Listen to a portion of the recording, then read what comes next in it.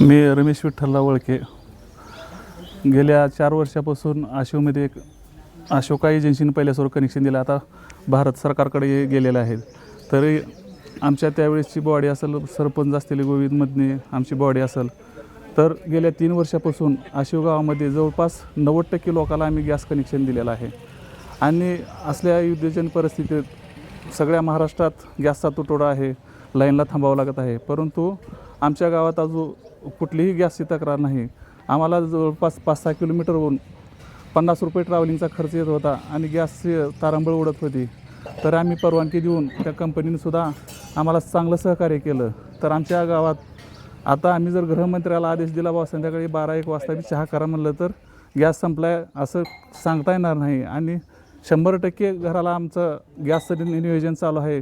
तरी राहिलेले जवळ 10-15% लोकांना आम्ही येणाऱ्या भविष्य काळात पूर्ण घराला गॅस कनेक्शन द्यायचा मानस आहे. मी मनोज दिनकर लोखंडे, ग्रामपंचायत सदस्य आशिव.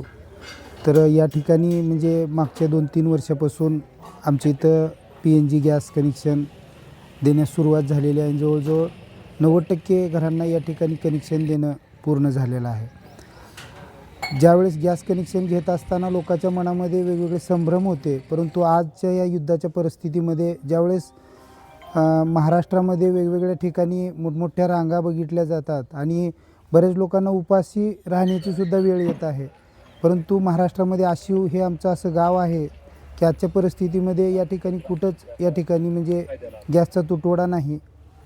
आणि त्यामुळं की आज हे आमचं गावाचं भाग्य असं म्हणावं लागेल की या ठिकाणी आम्हाला आमच्या पूर्वीचे सरपंच गोविंद मदने असतील, उपसरपंच रमेश वळके पाटील असतील, यांच्या विचारातून आणि कंपनीच्या म्हणजे ह्याच्यातून या ठिकाणी हे कनेक्शन झाले. आणि त्यामुळे एक गावाला एक म्हणजे आजच्या परिस्थितीमध्ये म्हणजे अडचणीच्या परिस्थितीमध्ये सामना करणं या ठिकाणी शक्य झालेलं आहे.